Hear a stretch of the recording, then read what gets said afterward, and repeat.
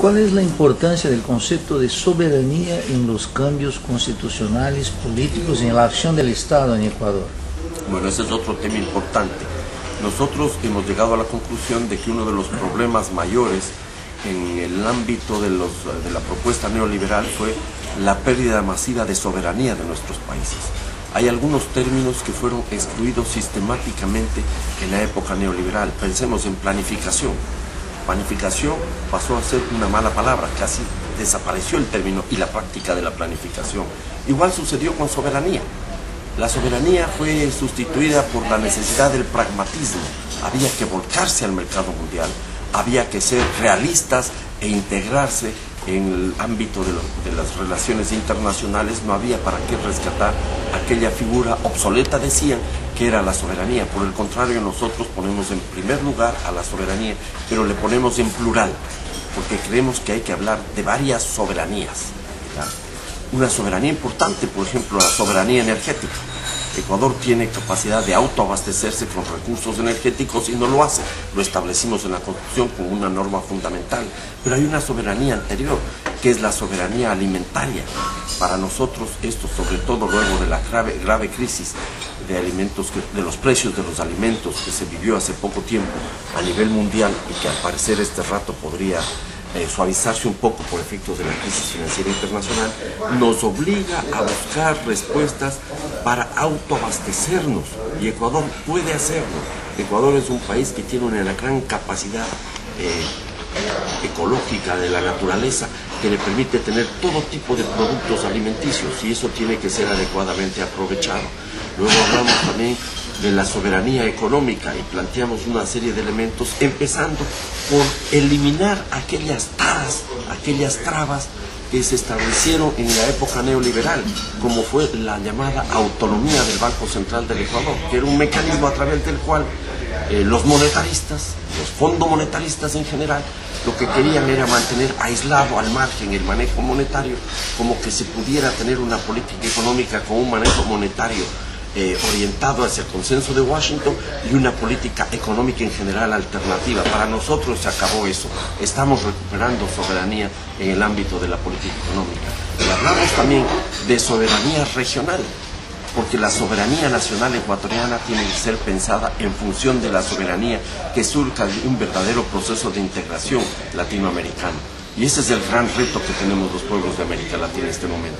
Construir una verdadera integración, pero no una integración que sea mirada hacia afuera sin perder el entorno nacional del viejo país. No, tenemos que ir pensando en que la soberanía regional va a ir superando las viejas soberanías nacionales para estar en mejor posibilidad de disputar espacios en el contexto internacional.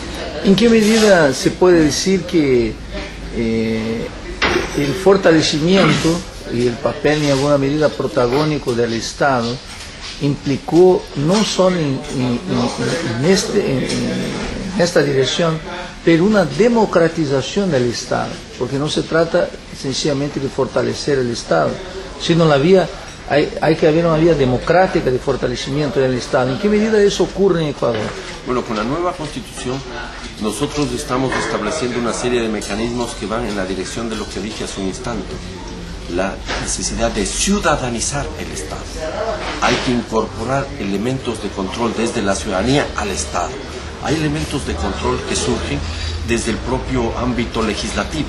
Nosotros en algunos espacios hemos fortalecido el poder legislativo, pero además hemos construido, o lo vamos a construir, está planteado ahí el elemento básico, lo que sería el poder ciudadano, la Comisión de Participación Ciudadana y Control Social, así se llama oficialmente, o en términos constitucionales, este poder ciudadano, que tendrá que ser conformado con representación de las organizaciones sociales y de la ciudadanía en general, para ir estableciendo mecanismos que permitan a ese poder ciudadano controlar, por ejemplo, ¿qué?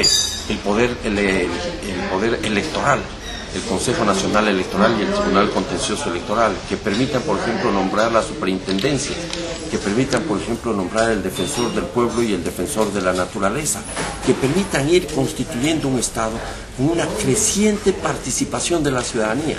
No nos interesa entregarle más poder al presidente de la República y al gobierno actual. No nos interesa entregarle más poder al Estado en general. Nos interesa entregarle más poder a la ciudadanía.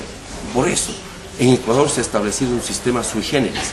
El presidente de la República, durante una vez en su mandato, puede disolver el Parlamento ecuatoriano. Hay que cumplir ciertos requisitos, pero puede disolver el Parlamento. Se va el Parlamento a su casa y el presidente, al momento en que se elige un nuevo Congreso Nacional, pone su cargo a disposición de la ciudadanía, que le puede decir que continúe o que se vaya. Y viceversa, el Parlamento Nacional puede revocar el mandato del presidente de la República, y cuando se vaya el presidente a su casa y se elija un nuevo presidente de la República, se elige un nuevo Parlamento. Son mecanismos de participación, perdón, son mecanismos en los cuales la participación está en manos de la ciudadanía al final. No es más poder ni al Ejecutivo ni al Legislativo, sino para la ciudadanía. Porque lo que queremos es hacer realidad lo que nos parece obvio, la construcción democrática de una sociedad democrática. Si el proceso de construcción no es democrático, el resultado no será democrático. En este proceso el concepto de soberanía energética que menciona es clave. Y hay un contencioso entre Petrobras y el Estado ecuatoriano. ¿En qué medida el concepto de soberanía energética orientó la acción del Estado ecuatoriano frente a Petrobras? Bueno, yo creo que esto todavía no estuvo previsto. La Constitución es recién y el contencioso con Petrobras ya surge desde hace mucho tiempo atrás. El reclamo que tiene que ver con el bloque 18, con lo que tiene que ver ya con el campo Palo Azul, es una cuestión que data de algunos años antes de la llegada del presidente Correa.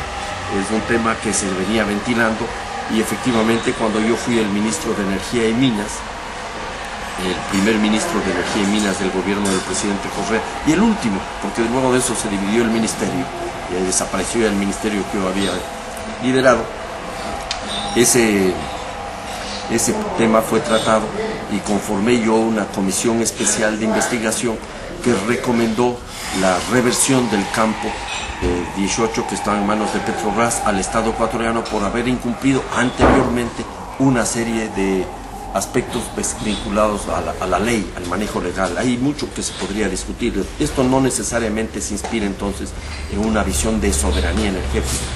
Yo creo que habría que puntualizar eso.